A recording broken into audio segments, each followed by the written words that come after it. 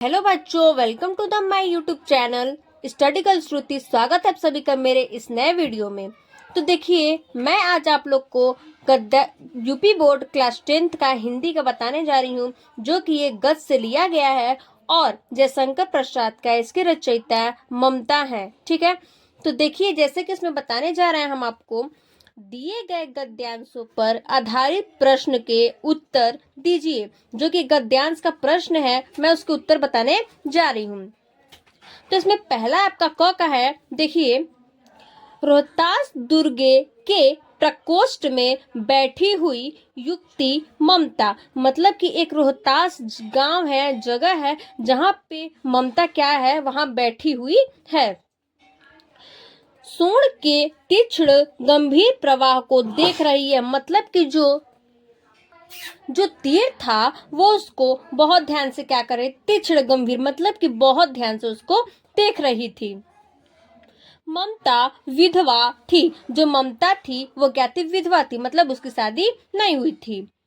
उसका यौन सोड़ के समान ही उमड़ रहा था। जो उसकी उम्र थी वो क्या कर रहा था, बीतता जा रहा था।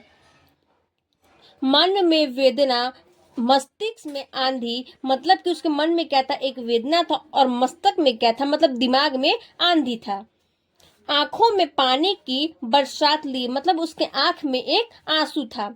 वह सुख के कंटक शयन में विकल थी। मतलब वो क्या थी, बहुत ज्यादा सुख करती थी, उसके सुख में क्या थी, बहुत ज्यादा कंटक थी।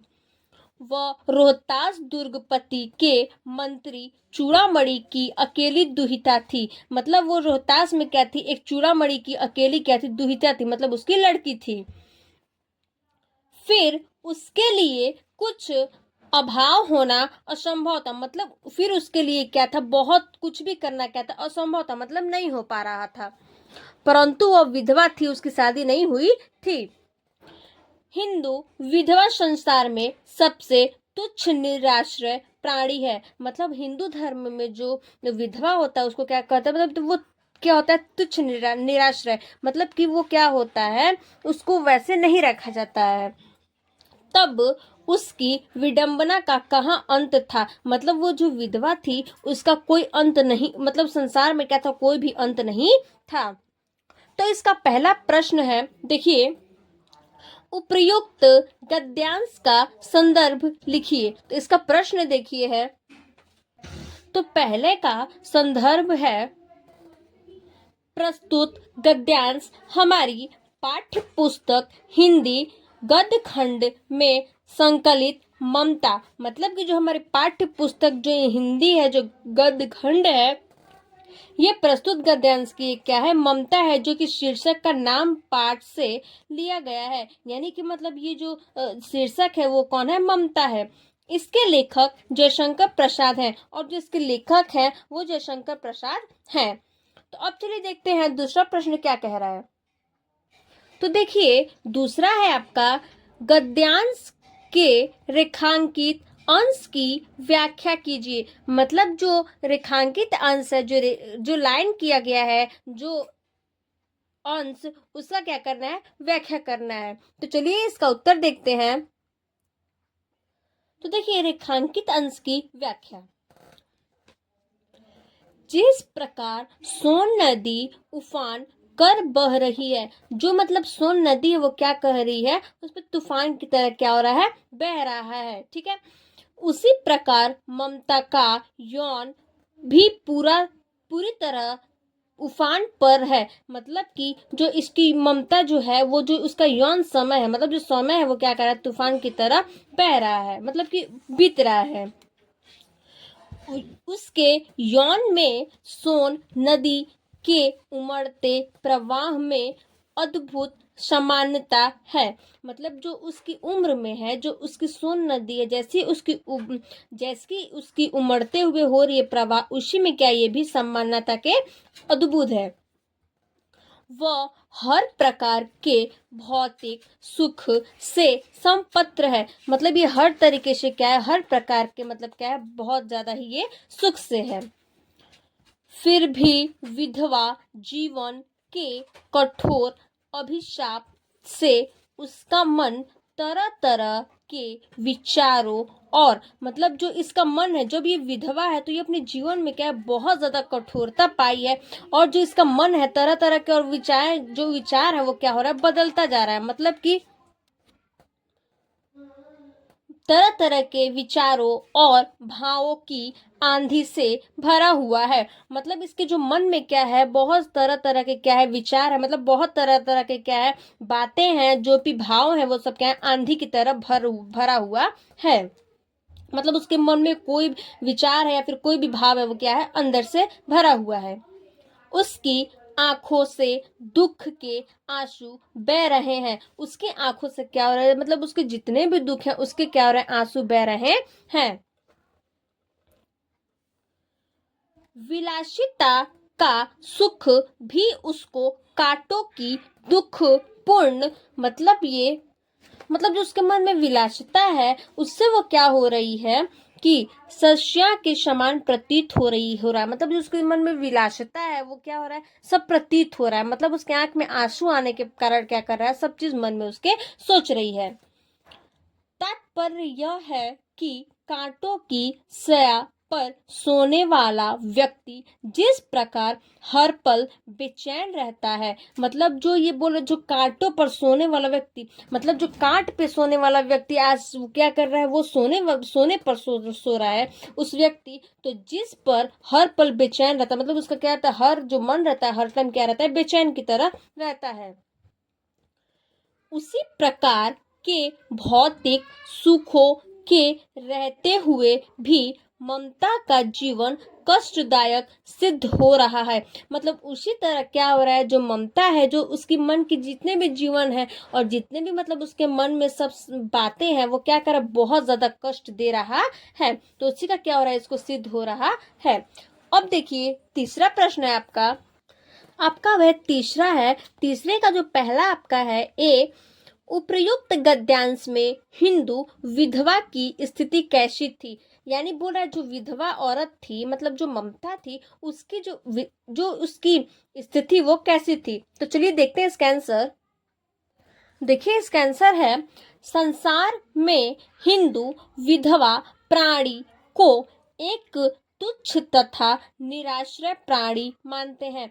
मतलब हिंदू धर्म में जो विधवा है उसको क्या मानते हैं, एक तुच्छ और तथा निराश्रय प्राणी मानते हैं। मतलब कि वो उसको क्या मानते हैं, गंभीरता मानते हैं। और उस जो व्यक्ति रहते हैं, मतलब जो वो स्त्री है, उसको हम लोग क्या मानते हैं, तुच्छ मानते हैं, मतलब शांति मानते हैं।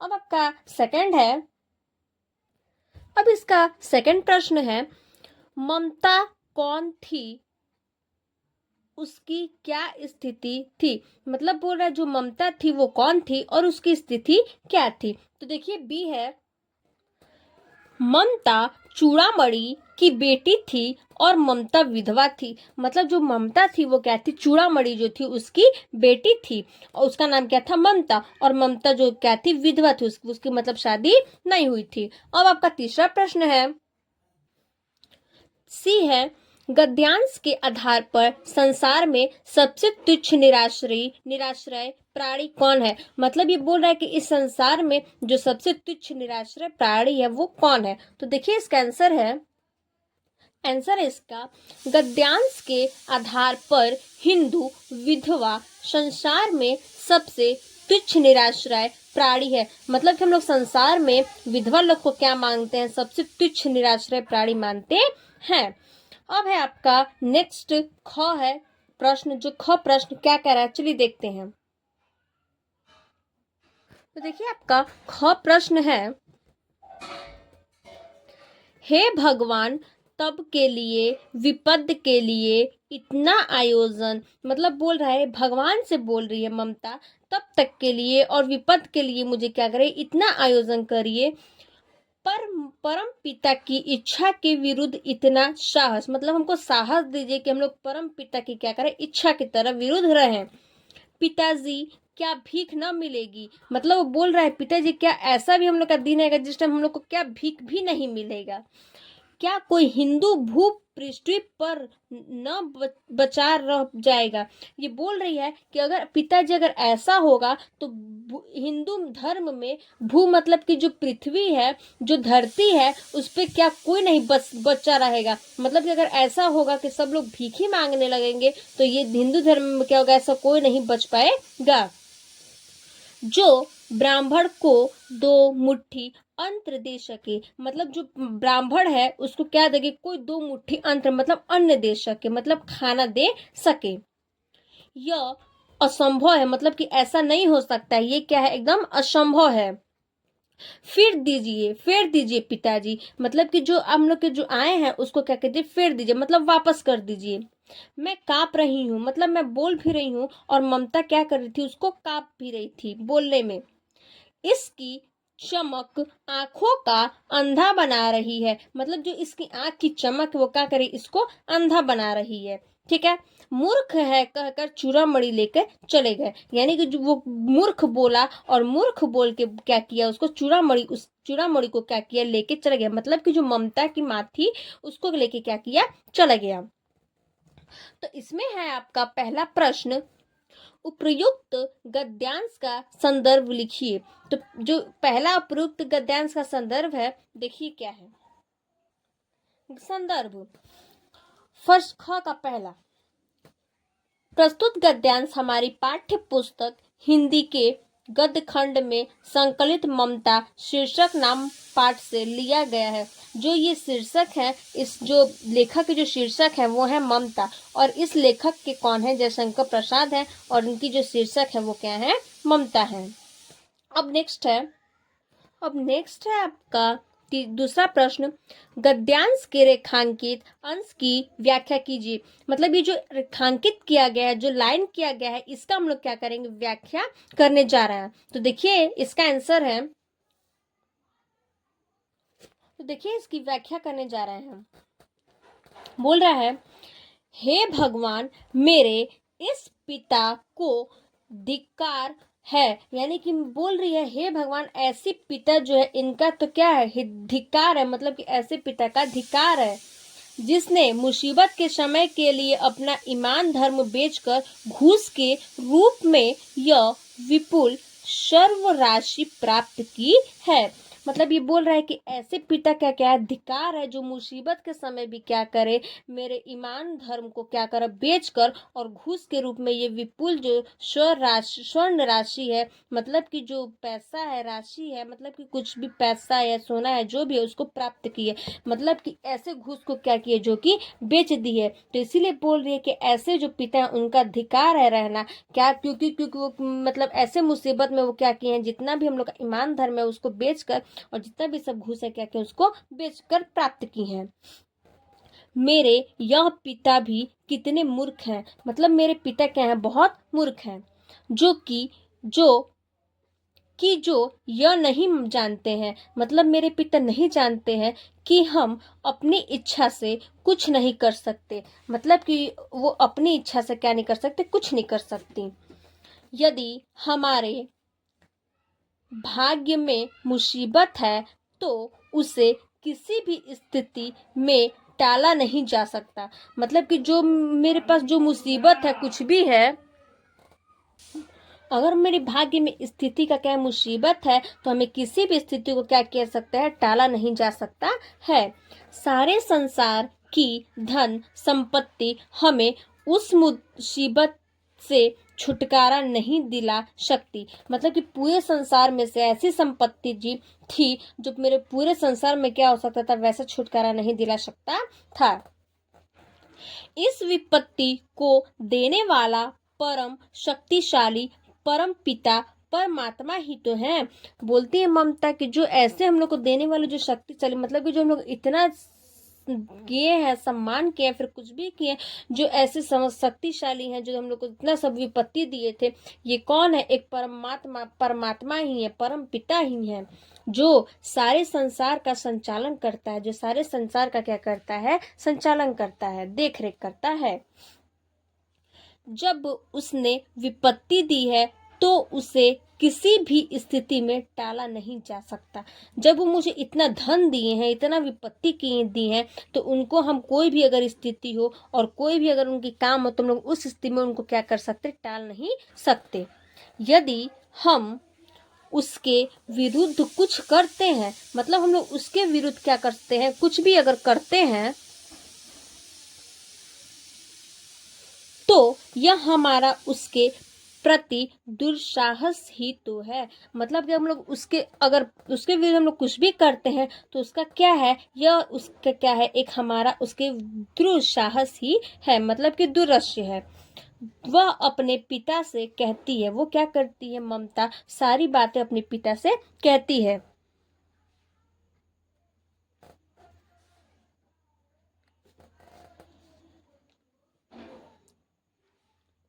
कि पिताजी आपने यह अच्छा कार्य नहीं किया। वो बोलती है कि पिताजी क्या ये जो भी आप किए ये सब अपना आप अच्छा काम नहीं किए हैं। यदि भविष्य में विपत्ति आती भी तो हम भीख मांगकर अपना पेट पाल सकते थे। मतलब कि बोलती है कि पिताजी हम ऐसे भी अगर हम जब मेरे ऊपर जब इतना संकट नहीं आता, मतलब विपत्ति नहीं आता, तो हम भीख मांगकर भी क्या कर सकते हैं, अपना पेट पाल सकते हैं, मतलब अपना पेट चला सकते हैं। इस घूस लेने से तो वह भीख मांगना कहीं श्रेष्ठ होता। यानी कि इससे अच्छा है, हमको अगर घूस लिए हैं तो इससे अच्छा है हम भीख मांग कर क्या करें, अपना पेट चलाएं, मतलब श्रेष्ठ होता, यानी कि अच्छा होता। क्या आपको इस संसार पर यह भी भरोसा नहीं रहा कि कल को भिखारी को भीख भी न मिलेगी। यानी कि आपको संसार में ऐसा भरोसा नहीं था कि अगर भीख मांगने भी कोई आएगा, यानी भिखारी लोग भी आएंगे तो उसको हम भीख नहीं दे सकते, मतलब नहीं हमको मिलेगी। यदि आपको यह सोचना है तो गलत है। अगर आपको यही सोच था, यानी आपकी यही सोच थी, यही आपको सोचना था, तो आप क्या है, हर जगह से गलत है।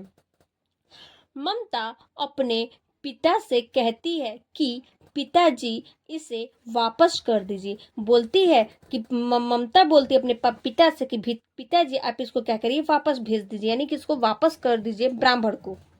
सोने की चमक मेरी आंखों को अंधा बन रही है। यानी कि जो मेरे सोने का जो चमक है, मतलब कि मेरे जो शरीर का जो चमक है, मेरी आंखों का जो चमक है, वो क्या कर रहा है, मुझे अंधा बना रहा है। तो देखिए नेक्स्ट है आपका तीसरा। अब है आपका तीसरे का पहला। देखिए उपयुक्त गद्यांश में किस कार्य को ईश्वर की इच्छा को विरुद्ध बताया गया है। मतलब कि जो ये कार्य हुआ है, जो ईश्वर के मतलब जो भगवान के, वो किसके विरुद्ध बताया गया है, किसको बताया गया है। तो देखिए, या फिर अथवा अपने पिता का कौन सा कृत्य ममता को परम पिता की इच्छा को विरुद्ध लगा। मतलब अथवा करके लिखा है, हमको इन दोनों क्वेश्चन में से कोई एक क्वेश्चन करना है। तो मैं चलिए ये वाला करती हूँ, जो उपयुक्त गद्यांश है उसको जो ईश्वर है वो कैसे उसको विरुद्ध बताए गए हैं। तो इसका आंसर है ईश्वर की इच्छा के विरुद्ध मनुष्य का आयोजन कभी सफल नहीं हो सकता। मतलब ईश्वर की इच्छा, मतलब कि जब तक से भगवान नहीं चाहेंगे तब तक मनुष्य कुछ भी कर लेगा, उसकी इच्छा नहीं पूरा होगी, मतलब वो कभी सफल नहीं हो सकता है। यदि विपत्ति आती है, मतलब कि अगर उसके ऊपर जब संकट आता है तो दुख भोगना ही ईश्वर ने निश्चय किया है। तो उसको क्या करना है, भोग, जो उसका दुख है उसको क्या करना है, भोगना है। ये चाहे वो भगवान क्या कहे, वो भगवान ने निश्चय किया है, मतलब कि भगवान चाहे कुछ भी कर सकता है। तो कोई आयोजन फलीभूत नहीं होगा। तो वो जो आयोजन होगा, चाहे वो कुछ भी कर ले, वो कभी फल नहीं उसको मिलेगा। अपवित्र स्रोत कभी फलदायी नहीं होता है। जो अपवित्र स्रोत है तो वो भी फलदायी नहीं होता। मतलब कुछ भी हम लोग कर लेते हैं लेकिन हम लोग को क्या होता है, फल नहीं मिलता है। गलत तरीके से प्राप्त धन लेकर धन केवल विनाश का कारण बनता है। अगर हम लोग गलत तरीके से किसी का धन ले लेते हैं तो क्या करता है, हमको केवल विनाश करता है, मतलब केवल क्या करता है, खत्म करता है।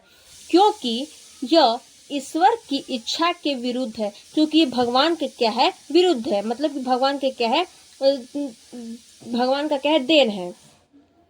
ममता के पिता चूड़ामणि ने घूस के रूप में स्वर्ण राशि प्राप्त किया था। यानी जो ममता थी उसको क्या किए थे, चूड़ामणि ने घूस के रूप में स्वर्ण राशि प्राप्त, यानी कि चूड़ामणि के क्या किए थे, ममता से वो उसको स्वर्ण राशि प्राप्त किए थे, मतलब कुछ सोना और कुछ पैसे क्या किए थे, प्राप्त किए थे।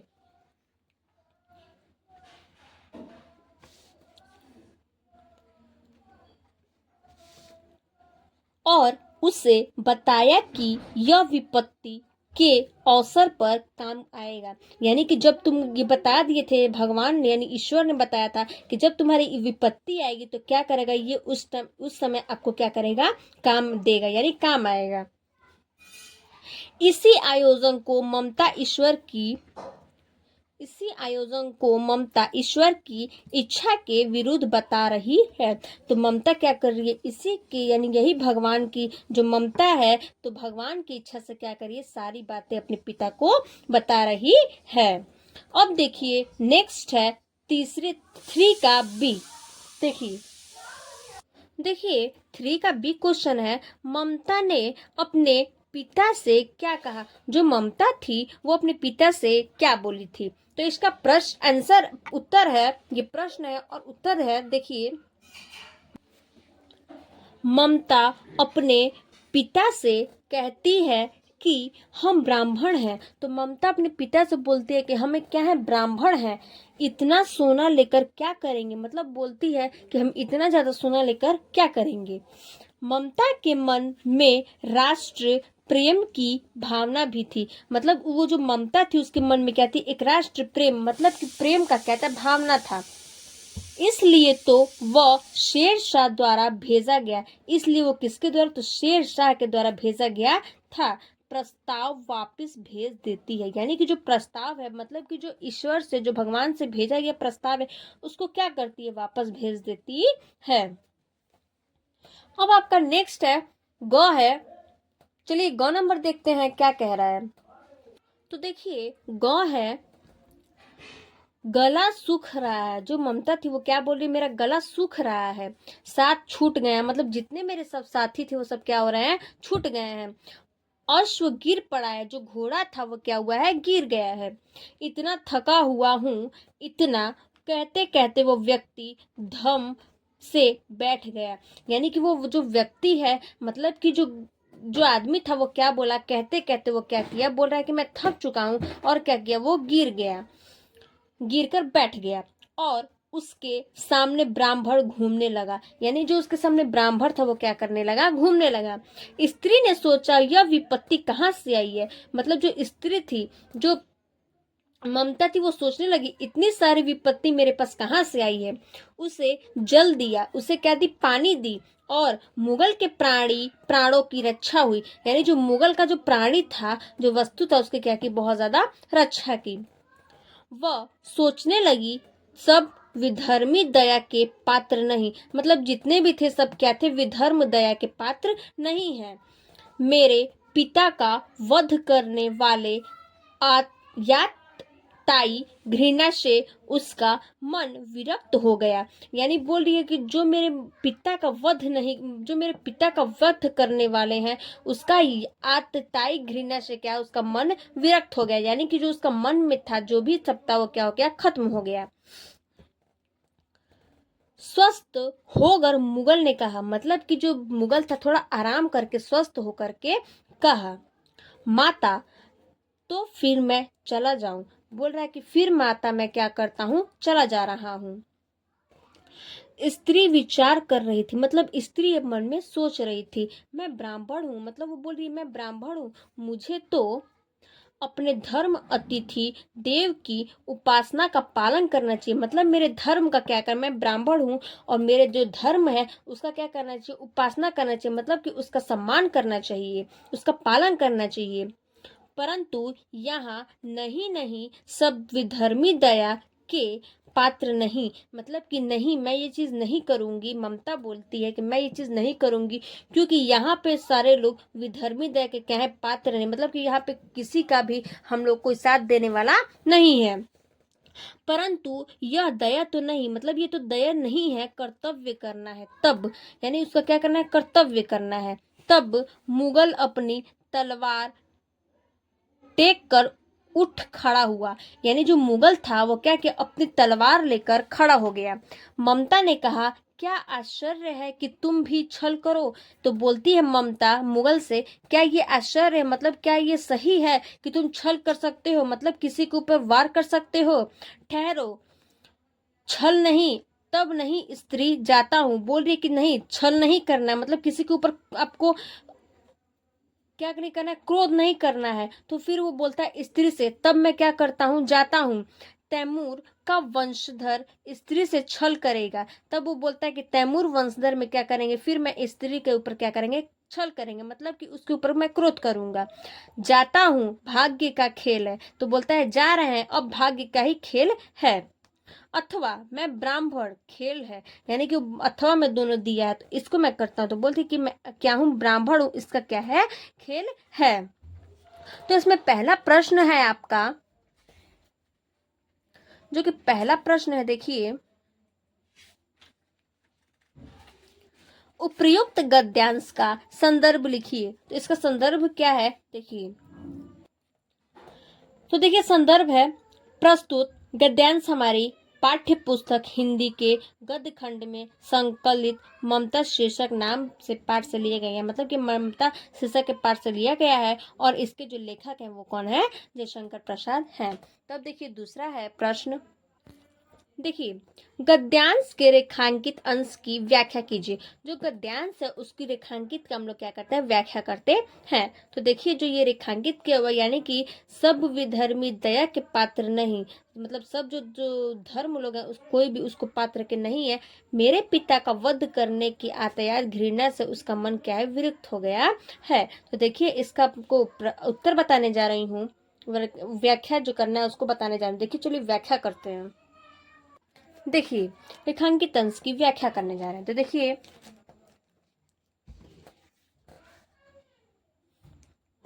स्त्री अपने धर्म के अनुसार अतिथि देवता की उपासना के पालन के विषय में विचार कर रही है। यानी कि जो स्त्री है वो अपने धर्म का क्या कर रही है, देवता जो है मतलब जो भगवान है उनकी उपासना का पालन, मतलब उनका क्या कर रही है, पालन कर रही है। और उनके विषय में विचार कर रही है, मतलब उनके विषय में सोच रही है, उनके बारे में सोच रही है।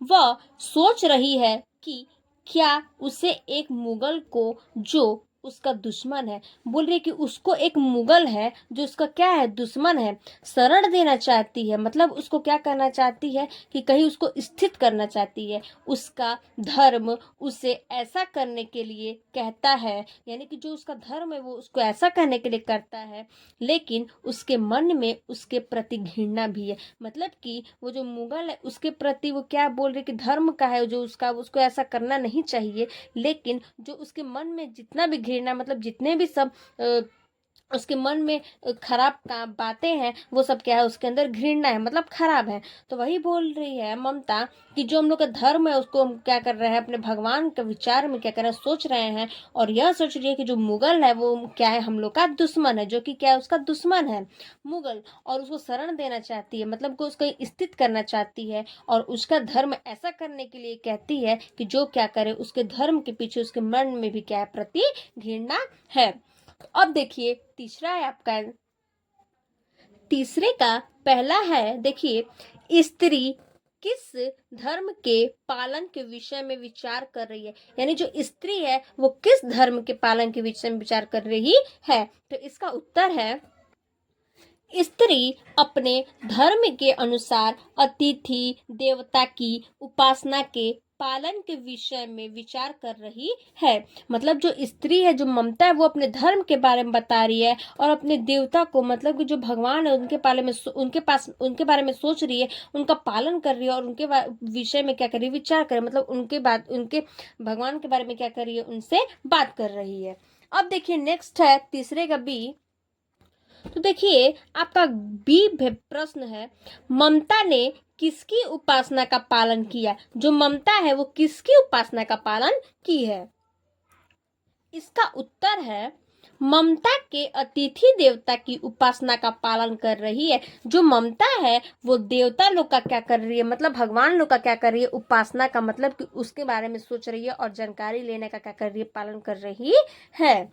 अब देखिए सी प्रश्न है, छल नहीं तब नहीं स्त्री जाता हूं, तैमूर का वंशधर स्त्री से छल करेगा क्या?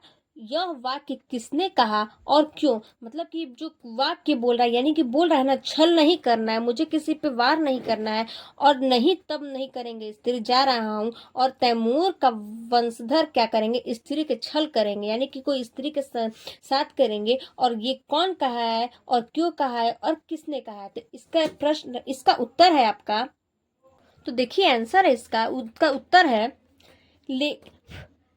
लेकिन कहानी में छल शब्द का उपयोग स्त्री के मन में उठ रहे, यानी कि जो कहानी है, इस कहानी में जो स्त्री है इसके मन में क्या रहा है, छल का उठ रहा है, यानी इसको क्या कर रहा है, क्रोध, मतलब किसी के ऊपर वार करने का मन में क्या रहा है, उसके अंदर उठ रहा है। द्रव्य को दर्शाने के लिए किया गया, मतलब किसको, द्रव्य को दर्शाने के लिए किया गया है। वह सोचती है कि क्या वह मुगल को शरण देकर छल कर रही है, यानी कि वो बोल रही है, जो ममता है वो सोच रही है कि हम क्या मुगल को शरण दे दें, मतलब कि जो मुगल है उसको स्थिर कर दे, कहीं भी हम लोग स्थिर कर दें और उसको देकर क्या करें, छल करें, यानी कि उसके ऊपर वार करें। अब है आपका नेक्स्ट है घ है, देखते हैं उसको, चलिए उसको क्या कह रहा है। तो देखिए घ है आपका, क्या कह रहा है, ममता ने मन में कहा, ममता थी जो अपने मन में कह रही थी, यह कौन दुर्ग है, मतलब ये कौन सा दुर्ग है, यही झोपड़ी न, जो चाहे ले लो, मुझे अपना कर्तव्य करना पड़ेगा। वो बोलती है ममता कि मतलब वो तो बोलती है कि ये झोपड़ी जो है, जो इसको लेना है वो ले ले, क्योंकि जो मेरा कर्तव्य है वो करना ही पड़ेगा। यह वाक्य करना पड़ेगा। वह बाहर चली आई और मुगल से बोली, जाओ भीतर, मतलब जो ममता थी वो बाहर चली आई और मुगल से बोली, जाओ तुम भीतर। थके हुए भयभीत प्रतीक, तुम चाहे कोई हो, मतलब तुम कोई भी हो, जाओ भीतर, मतलब अंदर जाओ, मैं तुम्हें आश्रय देता हूँ, मतलब मैं तुम्हें आश्रय देता हूँ, मैं तुम्हें आराम करने के लिए भेज रही हूँ। तो मैं ब्राह्मण कुमारी हूँ, बोलती है कि मैं कौन हूँ, ब्राह्मण कुमारी हूँ। सब अपना धर्म छोड़ दे, यानी कि जो है सब अपना धर्म क्या कर दे, छोड़ दे। तो मैं भी क्यों छोड़ दूं, यानी बोलता है कि मैं फिर क्यों छोड़ूं। मुगल ने चंद्रमा के मंद प्रकाश व महिमाया मुखमंडल देखा, उसने मन ही मन नमस्कार किया, मतलब बोला कि मैं एक क्या देखा, आपकी तरह बहुत महमाया मुखमंडल देखा और एक चंद्रमा की तरह देखा, और मन ही मन क्या किया, उसको नमस्कार किया, मतलब अपने अंदर ही। ममता पास की टूटी हुई दीवार में चली गई, जो ममता थी उसको अपने झोपड़ी में भेज दी, और वो क्या कि जो उसके पास के दुकान, जो उसके पास के झोपड़ी के पास वाला जो दीवार था टूटी हुई, उसी में क्या की वो चली गई और जाकर वहां पे क्या की, वो विश्राम की। भीतर थके पथिक के पथिक के झोपड़ी में विश्राम किया, मतलब वो जाने के बाद क्या किया, फिर वो मतलब वो गई उसके अंदर और जाकर क्या किया, वो भी झोपड़ी में क्या किया, वो जाकर मुगल विश्राम किया। तो इसमें पहला प्रश्न है आपका, देखिए उपयुक्त गद्यांश का संदर्भ लिखिए। तो इसमें पहला प्रश्न, उपयुक्त गद्यांश का संदर्भ क्या है, तो देखिए उपयुक्त गद्यांश हमारी पाठ्य पुस्तक हिंदी के गद्य खंड में संकलित ममता शीर्षक नामक पाठ से लिया गया है, यानी बोल रहा है ये जो पाठ्य पुस्तक है ये हमारी किससे लिया गया है, तो ममता से लिया गया है, और जो इसके लेखक हैं वो जयशंकर प्रसाद है। अब देखिए दूसरा प्रश्न क्या कह रहा है, दूसरा प्रश्न बोल रहा है गद्यांश के रेखांकित अंश की व्याख्या कीजिए। मतलब बोल रहा है जो रेखांकित अंश की व्याख्या है उसको करना है। तो रेखांकित अंश की व्याख्या जो है, मुगल ने चंद्रमा के मंद प्रकाशीय को महिमाया मुखमंडल देखा, उसने मन ही मन नमस्कार किया। तो इसकी मैं क्या करती हूँ, व्याख्या करती हूँ। तो देखिए जो व्याख्या करने जा रहे हैं अब इसका उत्तर। तो देखिए इसका व्याख्या क्या है। देखिए रेखांकित अंश की व्याख्या पहले हेडिंग है, फिर देखिए, जब ममता ने उसी दुखी मुगल को अपनी कुटिया में आश्रय दे दिया। मतलब जो ममता थी और जो वो मुगल था, जो दुखी मुगल था, उसको क्या किया, वो अपने आश्रय में क्या कर दी, मतलब उसको कुटिया में भेज दी। क्यों करने के लिए, आश्रय मतलब विश्राम करने के लिए। तो वह मुगल अत्यंत प्रसन्न हो गया और वो मुगल क्या हो गया, बहुत खुश हो गया। जब वह चंद्रमा के प्रकाश में ममता के चेहरे को देखा, मतलब वो क्या किया, वो ममता के चेहरे पर क्या किया, देखा, तो उससे एक देवी समझकर मन ही मन नमस्कार किया। मतलब कि जो ममता थी उसका चेहरे पर मुगल देखा और वो सोचा कि ये क्या एक देवी है। उसको फिर क्या किया, अपने मन के ही अंदर क्या किया, उसको समझ कर क्या किया, मतलब अपने अंदर ही मन में अंदर क्या किया, समझ कर उसको नमस्कार किया। तो यही मतलब था। और है फिर देखिए, अब आपका नेक्स्ट है तीसरा प्रश्न। तो तीसरा प्रश्न है इसका, ममता ने मुगल को क्यों आश्रय दिया। मतलब बोल रहा है कि जो ममता थी उस मुगल को क्यों आश्रय दिया, मतलब कि उस मुगल को क्यों विश्राम करने के लिए दिया। तो देखिए इसका उत्तर है, ममता ने उस पथिक की दशा को देखकर दुखी हो गई। जो ममता थी उस मुगल को देखकर, मतलब पथिक को, उस मुगल को देखकर क्या की, दुखी हो गई, मतलब दुख में आ गई और वह अपने घर से बाहर निकल गई और उसे आश्रय दे दिया। मतलब कि वो अपने झोपड़ी से क्या की, बाहर निकल गई और उसको क्या किया, विश्राम करने के लिए आश्रय दे दिया। अब हम लोग नेक्स्ट वीडियो में पढ़ेंगे अंग, यानी कि हम आपको घ तक बता दिए, क ख ग घ बता दिए। अब नेक्स्ट वीडियो में हम लोग अंग पढ़ेंगे। तब तक के लिए धन्यवाद।